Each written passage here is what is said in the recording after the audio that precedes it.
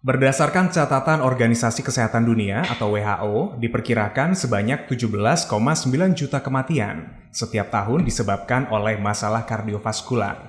Angka ini setara dengan 32% kasus kematian secara global. Dari angka tersebut, sebanyak 85% diantaranya disebabkan oleh stroke dan serangan jantung. Hal ini perlu menjadi perhatian ya Sobat K, demi meningkatkan kualitas hidup masyarakat tentunya. Sore ini BTS berbagi tips sehat akan mengajak Anda mengenal lebih dekat dengan serangan jantung. Saya Iksan Anugrah ditemenin teman-teman dari Siloam Hospital Jember. Di studio sudah hadir Dr. Ratna Pancasari, dokter spesialis jantung dan pembuluh darah. Dokter, selamat sore. Selamat sore, Mas. Salam sehat ya, dokter. Alhamdulillah Alhamdulillah sehat. sehat. Sekarang udah masuk bulan yang baru nih soalnya dok ya. Iya benar. Bulan kemarin kita berpuasa, sekarang udah kembali lagi ke aktivitas seperti biasa lagi ya dok ya. Iya. Pola makan semuanya udah kembali lagi nih kayaknya ya. Oke, selain dokter Ratna, sore hari ini juga hadir Mbak Putri Galuh as Marketing Communication. Halo. Apa kabar nih Mbak Galuh? Alhamdulillah sehat. Sehat terus ya Mas Mbak Iksan Galuh ya. gimana? Sehat banget dong pastinya, soalnya kan sebagai hostnya BTS. Oh iya, harus Jadi sehat terus ya. dituntut supaya tetap sehat ini Mbak Galuh ya. Baik, karena hari ini kita mengenal lebih dekat tentang serangan jantung, tentu kita harus tahu dulu nih Sobat K, dalam pengenalan serangan jantung. Jadi ada berapa jenis ini dok serangan jantung itu? Iya, serangan jantungnya tadi sudah disampaikan ya sama Mas Eksan bahwa serangan kardiovaskuler itu masih menempati nomor 1 tertinggi di dunia untuk kematian ya. Serangan jantung ini sebenarnya dibagi menjadi 3 ya. Yang pertama angina Prinzmetal namanya. Jadi ini serangan jantung karena jadi sebelumnya serangan jantung itu sebenarnya karena ada kekurangan aliran darah yang sampai ke otot jantung, gitu ya. Jadi bisa disebabkan karena ada sumbatan di arteri koronernya, di mana arteri koroner ini arteri yang utama memberikan aliran darah ke otot jantung ya. Kemudian yang pertama tadi Prinzmetal, angina Prinzmetal ini adanya blokade atau sumbatan pada arteri koroner itu disebabkan karena adanya spasme atau vasokonstriksi di pembuluh darah koroner. Jadi pembuluh darah itu bisa melebar, bisa kayak kejang ya. Orang awamnya bilang kejang.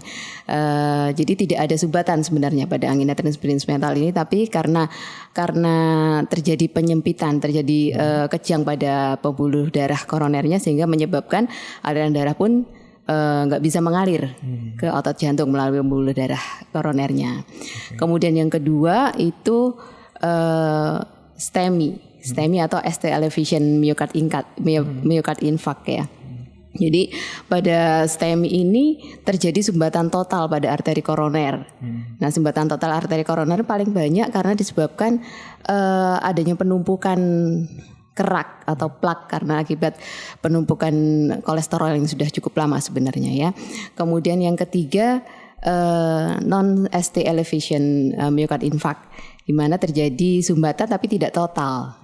Nah, di mana ketiga jenis ini, ketiga jenis serangan jantung ini sebenarnya secara klinis gejalanya itu sama. Oke. Nah, yang kemudian terutama yang paling berbahaya ya, yang sering menyebabkan kematian itu pada kasus-kasus STEMI, gitu. Karena memang terjadi sumbatan total akibat penumpukan kerak atau plak di arteri koronernya, gitu ya. Kalau STEMI atau non ST elevation myocard infarct itu masih ada aliran, tapi aliran darah ini tidak mencukupi kebutuhan dari otot jantung sehingga menyebabkan keluhan seperti serangan jantung ya. Sedangkan pada angina Prinzmetal ini tadi saya sebutkan bahwa tidak ada sumbatan, tapi karena ada vasokonstriksi pada pembuluh darah koroner. Ini sebenarnya kalau misalkan ringan itu tidak berbahaya, tapi kalau misalkan konstriksinya itu cukup lama sehingga menyebabkan aliran darahnya pun cukup lama tidak mengaliri miokard otot jantung, itu yang bahaya juga. Tuh. Nah, itu dia Sobat K, ada 3 jenis serangan jantung. Jadi tadi yang paling berbahaya atau menyebabkan kematian itu yang STEMI-nya ya, Iya. dokter. Nah, sebenarnya kalau untuk serangan jantung ini ketiga-tiganya apakah menyerang segala usia? Iya, kalau usia ya, karena penumpukan plak itu sebenarnya cenderung lebih tua usianya, di atas 40 tahun. Tapi pada akhir-akhir ini, pada dekade terakhir ini sudah mulai berubah ininya. Trennya, benar. Jadi trennya lebih muda sekarang gitu, karena memang terkait dengan lifestyle ya sekarang. Jadi kalau dulu mungkin di atas 40 tahun, sekarang itu di atas 35 tahun itu sudah banyak juga yang mengalami serangan jantung. Cuman memang dilihat dari faktor resiko gitu ya. Berarti di atas 35 tahun ya orang bisa terserang jantung. Kalau misalkan di bawah itu kadang-kadang ada anak-anak muda yang merasa nyeri-nyeri dada, itu udah termasuk nggak, Dok? Jadi untuk gejala ya, gejala khasnya pada serangan jantung itu nyeri dada di tengah atau kiri yang nembus ke biasanya penembus ke punggung, bisa nyeri menjalar ke arah rahang, ke arah leher, ke arah tangan, terutama tangan kiri ya. Rasanya itu seperti tertekan, seperti diremas. Kalau orang biasanya itu menggambarkan seperti didudukin gajah atau didudukin benda berat gitu ya. Ketindihan. Atau didudukin saya yang seberat ini ya. Iya. Iya, jadi kalau ada serangan jantung, kalau ada gejala seperti ini dengan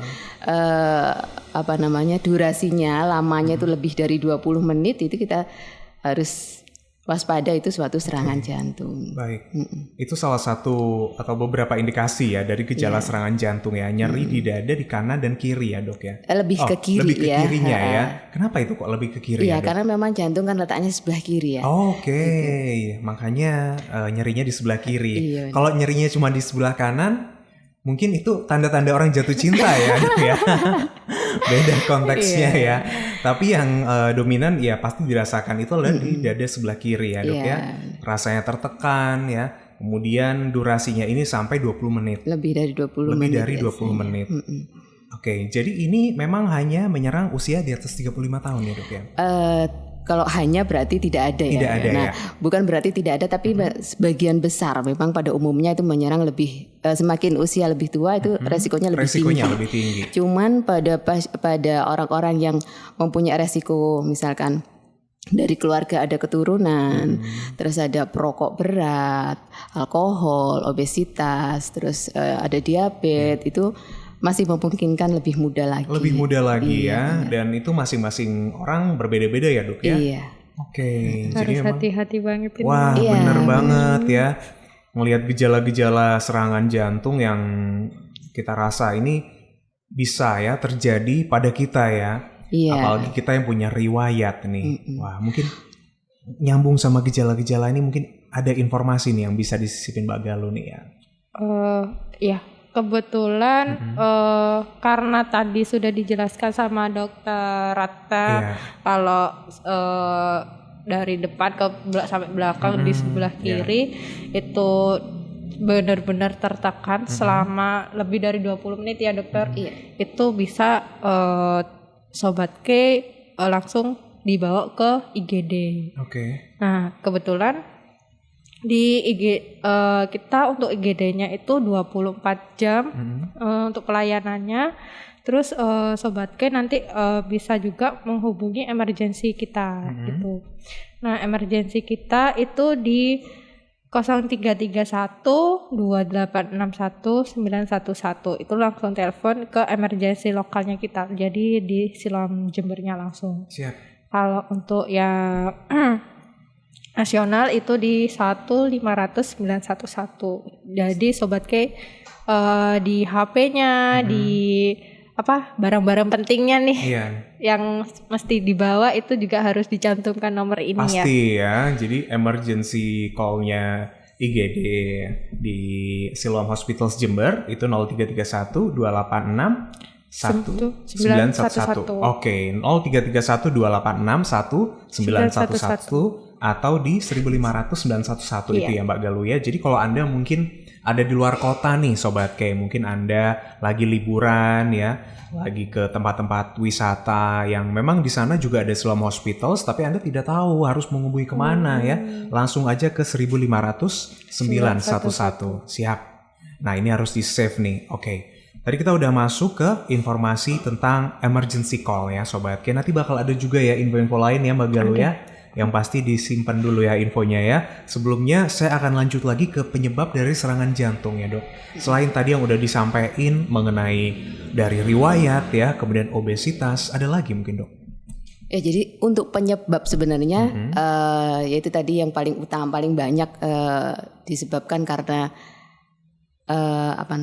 penyempitan atau penyumbatan karena tumpukan plak. Plak atau kerak ya orang bilang. Ini kerak ini sebenarnya terjadinya itu karena ada penumpukan kolesterol. Nah, karena penumpukan kolesterol yang sudah lama sebenarnya. Dari penelitian disebutkan bahwa penumpukan kerak ini sudah didapatkan pada manusia yang sekitar umur belasan tahun itu sudah mulai ada gitu. Apabila ada faktor resiko lain, misalnya faktor resiko obesitas, faktor resiko diabetes, hipertensi, kemudian perokok itu atau konsumsi alkohol itu juga akan meningkatkan faktor resikonya.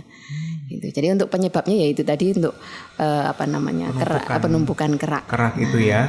Dan itu sudah terjadi semenjak belasan tahun sebenarnya. Makanya dari usia muda pun kita udah dituntut untuk pola hidup sehat ya Dok ya. Iya benar. Dan medical check up. Wah benar banget. Iyalah ya. Bukan cuma hidup sehat tapi kita juga harus melakukan medical check up.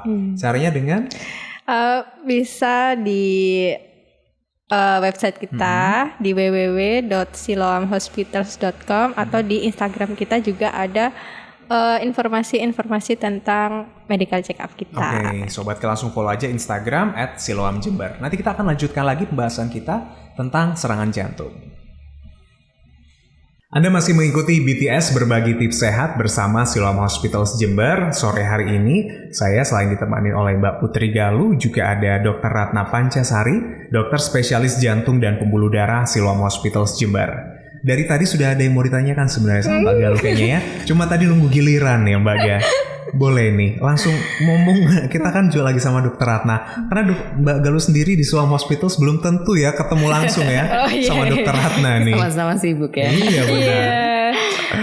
Iya sih, kebetulan kakek nenek saya tuh meninggal karena jantung. Terus om juga itu meninggal karena jantung. Jadi hampir keluarga saya tuh yang meninggal itu karena jantung. Iya.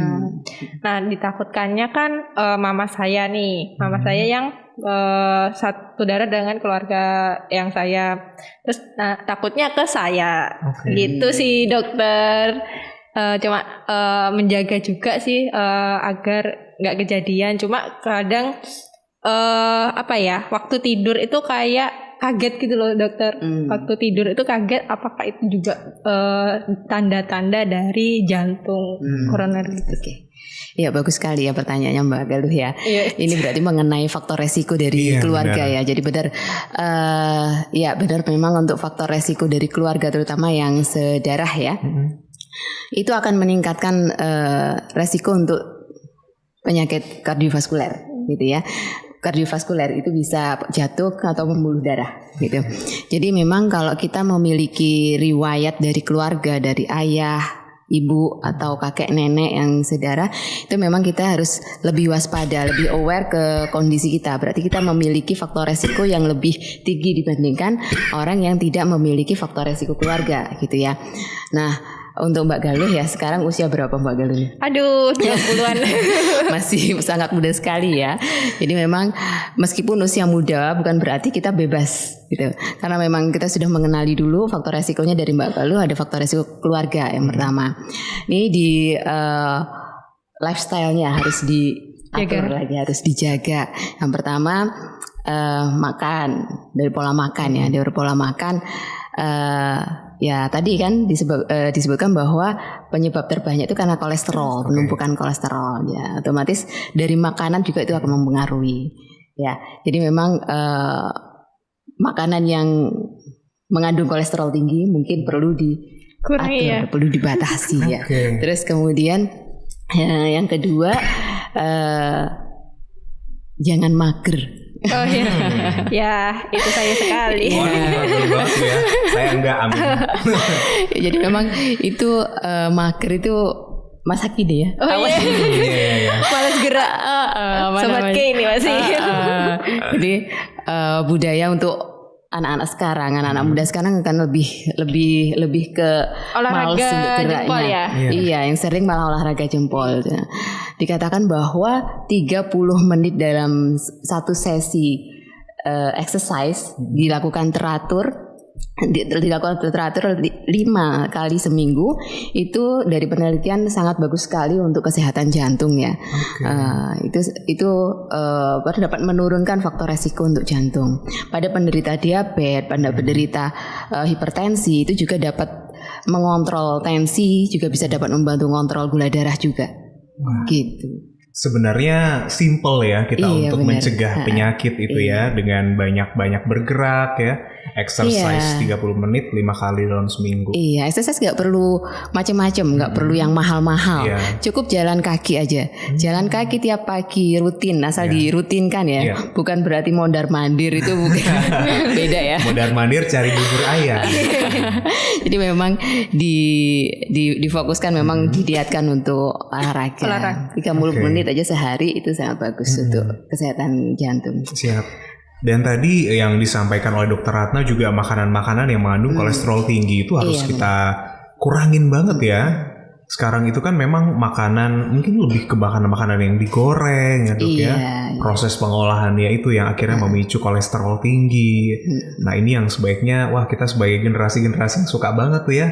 Makanan-makanan olahan yang bisa atau bahkan mengandung kolesterol tinggi udah harus dijauhin dari sekarang. Iya, jadi memang cemilan-cemilan semua sekarang benar kolesterol tinggi. Mungkin dialihkan ke buah atau sayur. Wah, iya sih. Harus memang harus belajar ya kalau mau konsumsi yang seperti itu ya. Karena demi kesehatan kita juga loh Sobat K. Baik, genetik ini sangat berpengaruh ya.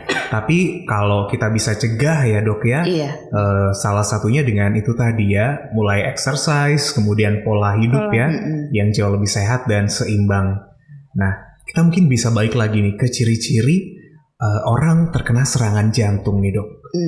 Boleh. Gejala ya. Untuk gejala serangan jantung tadi sempat disinggung. Yang pertama yang khas, yang khas itu nyeri dada, nyeri dada tengah atau tengah lebih ke kiri, yang tembus ke punggung atau menjalar ke leher, rahang dan juga tangan lebih ke tangan kiri. Itu memang khasnya seperti itu. Biasanya seringnya itu disertai keringat banyak, keringat yang berlebihan ya. Iya. Pada saat serangan biasanya seperti itu. Kemudian tapi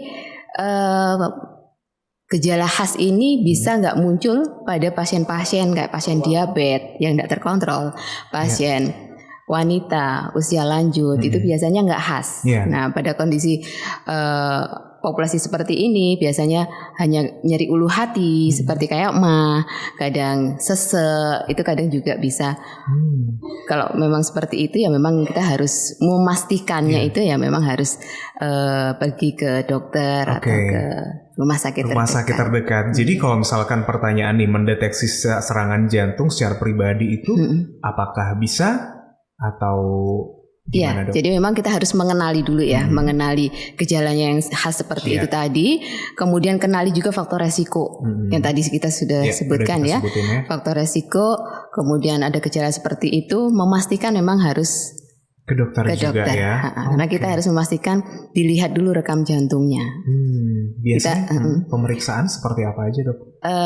Yang paling sederhana memang pemeriksaan rekam jantung atau EKG. Nah ini biasanya memang adanya di rumah sakit atau klinik atau puskesmas biasanya ada. Di layanan kesehatan punya fasilitas layanan kesehatan ya.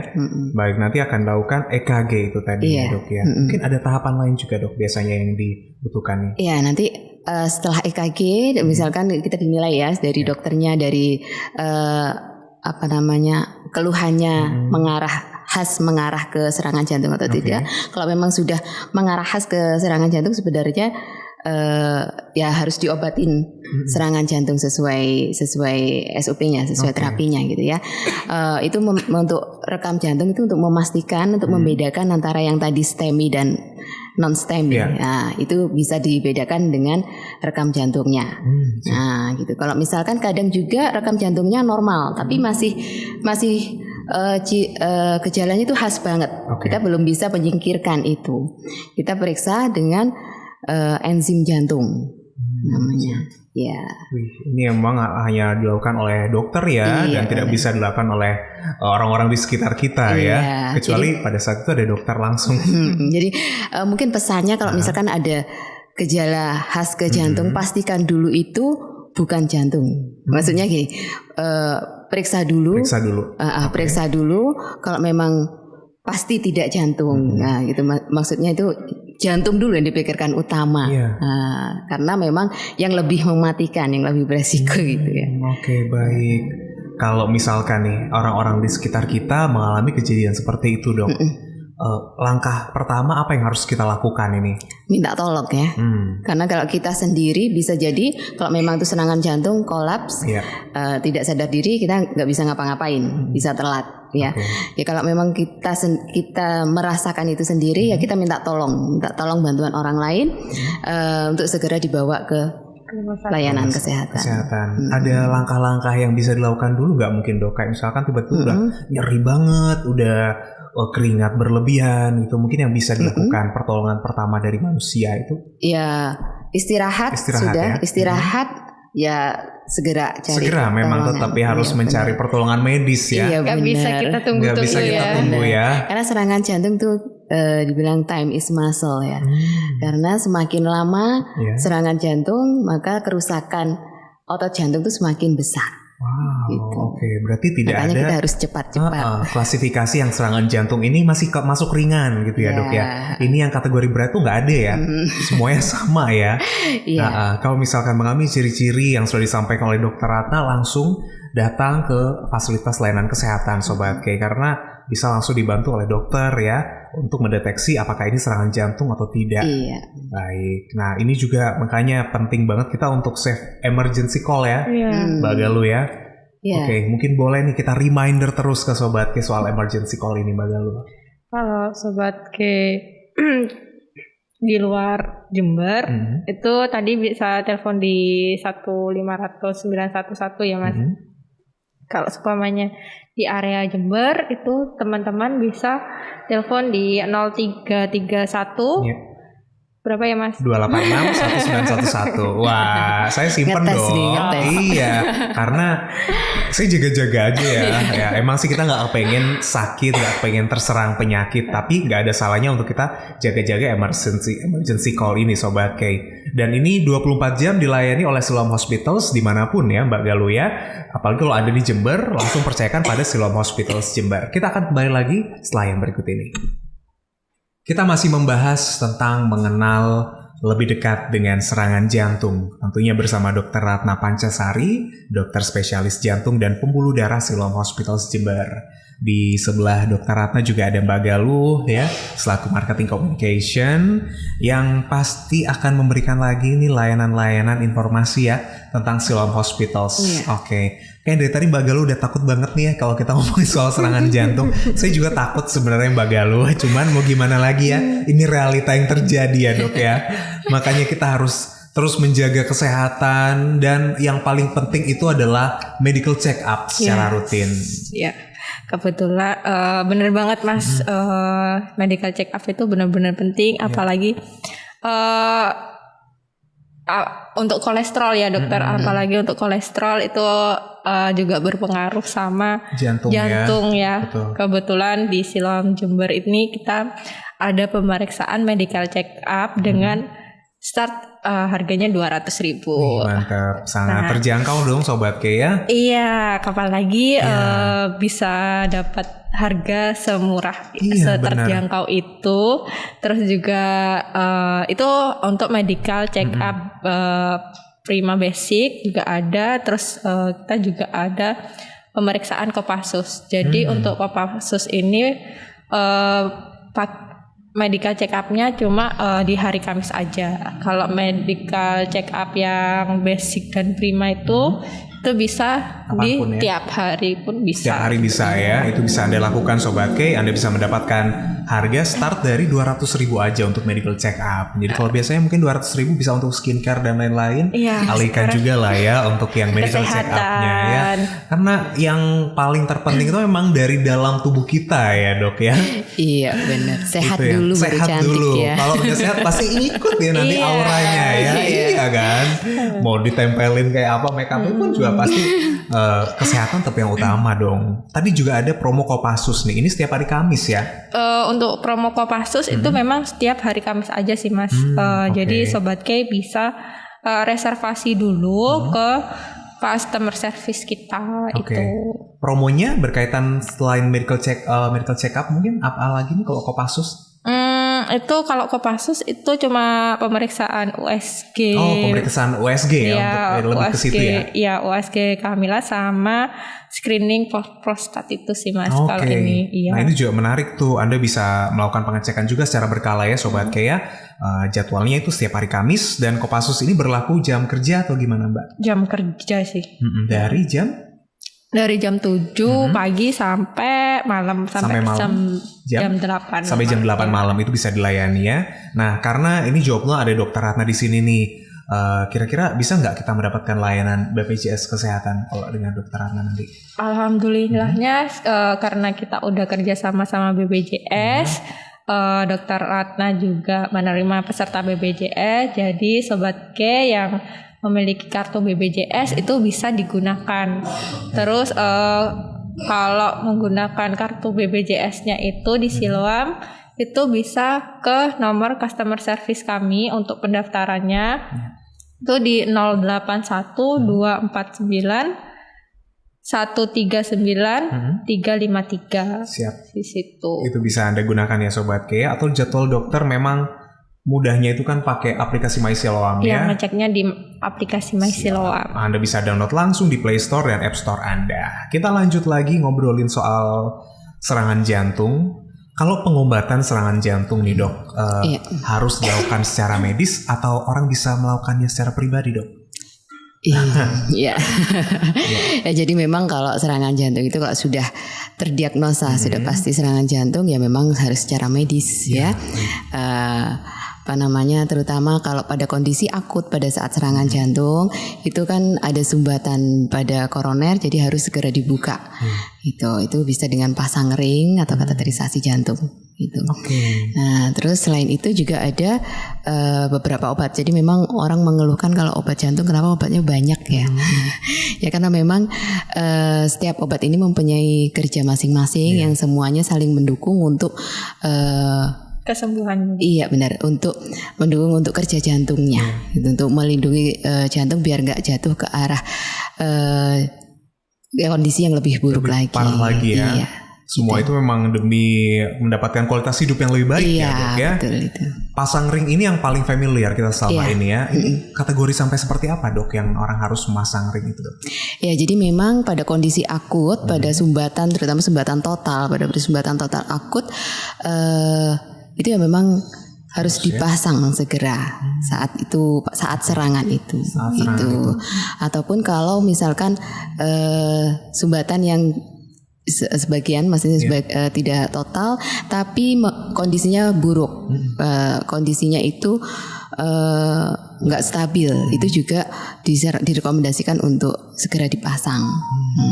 Ya. Fungsinya biasanya untuk apa nih Dok? Iya, jadi pasang ring ini membuka jalan kembali. Jadi sumbatan yang tadi menyumbat pembuluh darah. Jadi pembuluh darah itu kan kayak pipa ya, pipa air gitu. Harusnya lubangnya mulus, nggak ada sumbatan. Cuman kalau ada kerak di situ, yaitu yang harus dibantu untuk membuka. Nah, ringnya di sini ini yang untuk membantu membuka sumbatan keraknya tadi itu.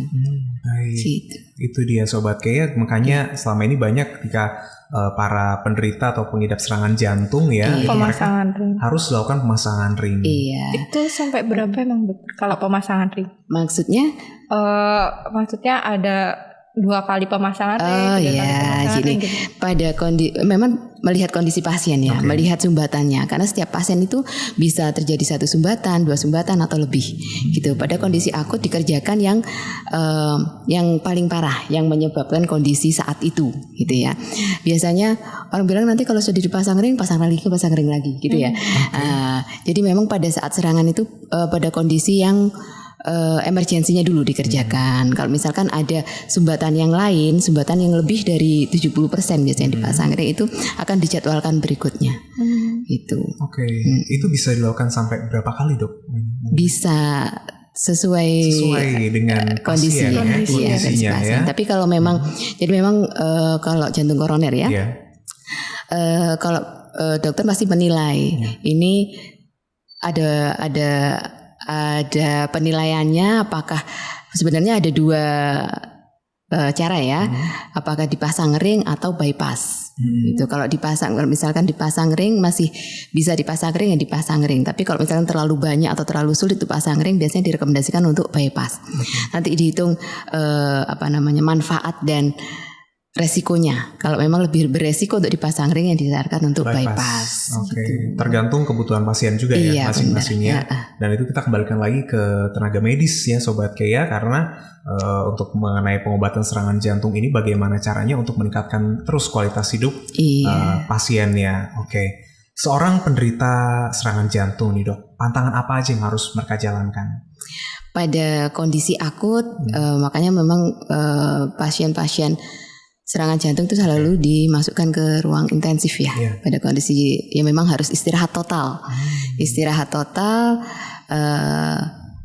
harus masuk ruang intensif dulu pada saat kondisi akut. Nanti bertahap untuk aktivitasnya mobilitasnya akan diatur. Akan bertahap, mulai dari duduk, jalan, dan berlari itu ada ada hitungannya, ada tahapannya ya. Benar. Itu nanti kalau sudah setelah akutnya terlampaui, pasien sudah bisa rawat jalan, nanti ada tahapannya, kapan bisa aktivitas seperti semula, itu ada tahapannya. Jadi biasanya kita lakukan tes dulu, tes jalan, tes treadmill seperti itu. Berarti memang harus banyak-banyak istirahat total. Ya, pada kondisi itu istirahat total. Tapi bukan berarti orang pernah sakit jantung harus istirahat, tidak boleh gerak sama sekali ya. Justru malah setelah serangan jantung, serangan akutnya udah selesai, udah rawat jalan kembali, harus exercise juga. Lebih baik exercise. Jadi memang ya pertama tadi misalkan jalan dulu, ada tahapannya jalan dulu, nanti dengan kecepatan sekian, dengan jarak sekian, itu ada ukurannya, ada hitungannya. Kemudian kalau misalkan bertahap, misalkan dalam 2 minggu pertama mencapai targetnya, nanti akan dinaikkan lagi targetnya, exercise-nya. Baik, pola makan juga sangat diperhatikan. Iya benar. Selain itu, selain obat memang harus terus minum. Apalagi kalau sudah pasang ring, memang seumur hidup minum. Gitu. Jadi obat memang harus teratur, nggak boleh dikurangin dan nggak boleh bolong-bolong ya. Kemudian harus rutin memang. Ya pilihannya untuk yang masih muda-muda ya. Iya. Harus sadar untuk menjaga kesehatan. Lebih milih buah dan sayur daripada obat. Iya, daripada obat. Gitu. Kemudian yang kedua exercise rutin, kemudian pola makan juga ya. Pola makan, kolesterolnya harus dibatasin. Terus kalau misalkan ada diabetes juga harus diatur pola makannya. Ini dia ya Sobat Kea, pantangan. Hindari rokok ya penting ya. Rokok itu memang harus menghindari, baik pasif maupun aktif, baik aktif maupun pasif. Kemudian alkohol juga harus hindari. Baik, wah ini banyak banget nih sobat kayak pantangan ya yang harus dijalankan. Tapi sebelum kita melakukan pantangan-pantangan itu ada baiknya emang mencegah ya. Iya, benar. Mencegah jangan sampai kita terserang penyakit jantung. Untuk itu selain kita bisa melakukan pola hidup yang lebih sehat ya, medical check up juga perlu dong, karena di balik tubuh yang sehat kita nggak tahu di dalamnya tuh seperti apa. Iya benar. Jadi memang mungkin awal-awal masih di bawah 40 tahun tidak ada keluhan, tapi tiba-tiba nanti di atas 40 tiba-tiba terjadi serangan jantung bisa seperti itu. Karena memang adanya plak itu kalau memang kurang dari 50% itu biasanya masih nggak ada keluhan. Gitu. Menabung. Iya. Menabung ya. Menabung penyakit. Iya. Dan lebih baik menabung uang untuk medical check up secara rutin ya sobat K. Baik. Nanti kita akan membahas mengenai mitos-mitos dan fakta seputar serangan jantung tetap di BTS. Sekarang waktunya kita untuk membahas mitos dan fakta yang beredar seputar serangan jantung. Kita akan mengetahui Sobat K, sebenarnya pernyataan-pernyataan ini masuk kategori mitos atau justru masuk yang fakta. Baik, ini udah ada beberapa nih. Yang pertama adalah kalau kita menangani serangan jantung itu bisa dengan tepuk punggung sampai batuk. Jadi informasi ini beredar dok. Beredar di media-media. Ini sebenarnya mitos atau fakta dok? Tepuk punggung ya? Iya. Mitos ya. Mitos ya. Yang ada malah sakit ya. Ya jadi memang kalau memang terjadi sumbatan ya meskipun ditepuk ya tetap nggak bisa. Nggak berpengaruh ya. Pengaruhnya kalau dibawa ke penanganan secara medis. Iya benar. Oke baik. Jangan dipercaya Sobat K ya kalau mungkin beredar informasi-informasi yang seperti ini. Yang kedua, nyeri dada dipastikan memiliki penyakit jantung dok. Nyeri dada dipastikan penyakit jantung mitos karena juga. Memang nyeri dada itu tidak selalunya karena penyakit jantung. Karena di dada itu ada kulit, ada otot, ada tulang, ada paru-paru juga ya.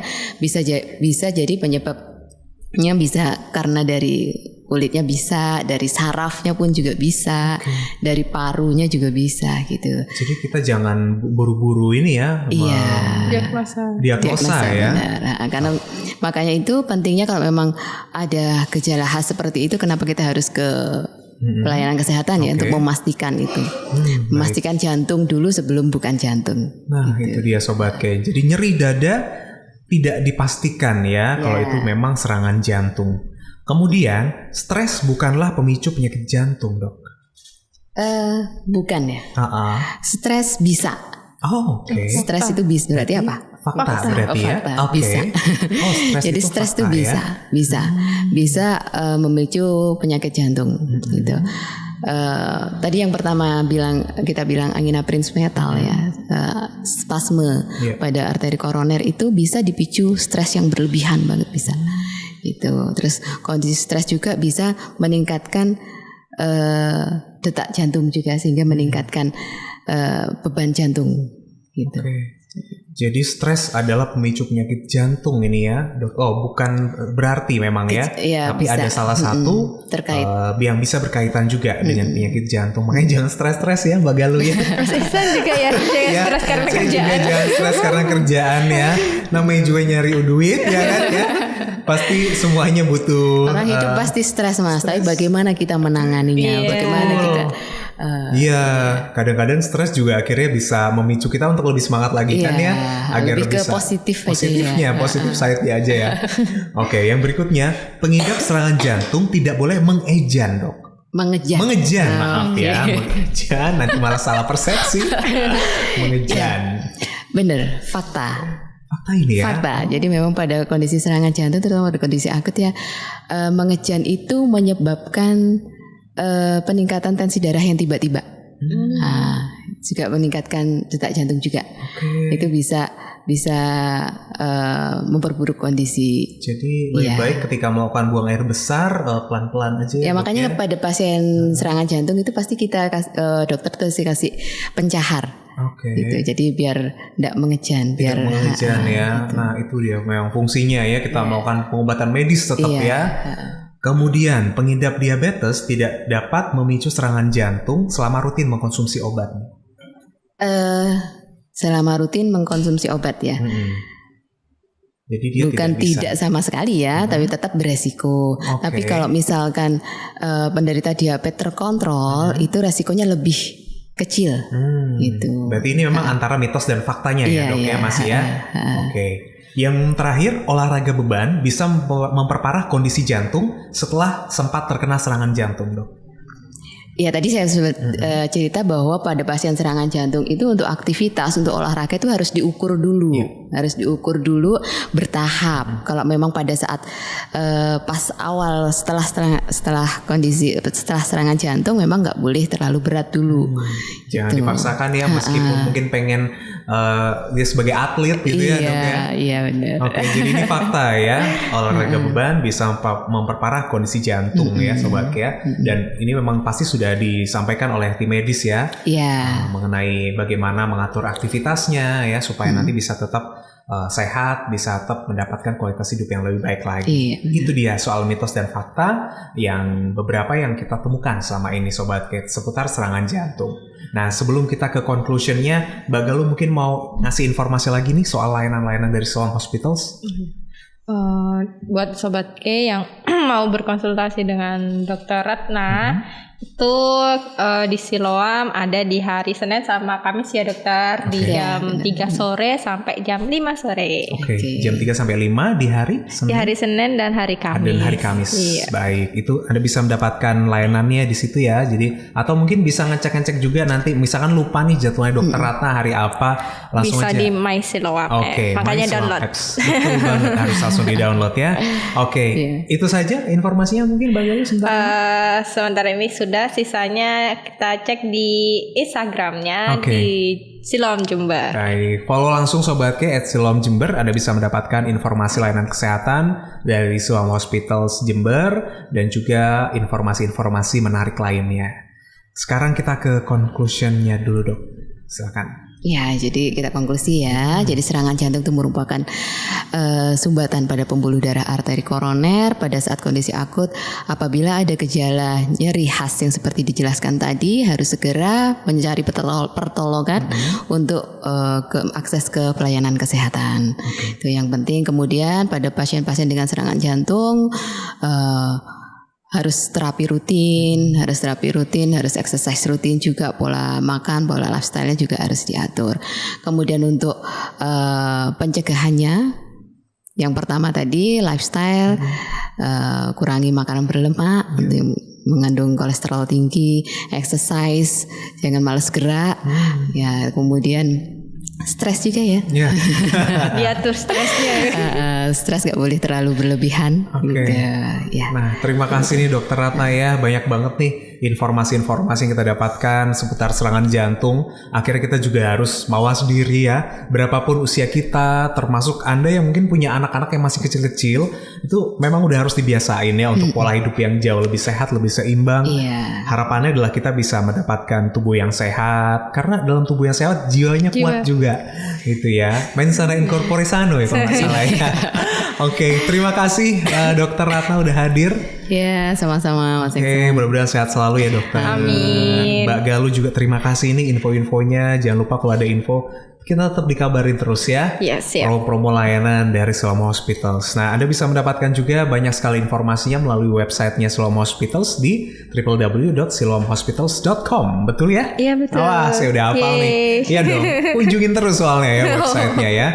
Dan Anda bisa mengikuti kembali BTS Berbagi Tips Sehat ini di berbagai platform selain di 102,9 FM. Anda bisa melihatnya langsung di YouTube channel KI Radio Jember dan Siloam Hospitals Jember. Sampai jumpa di BTS edisi berikutnya.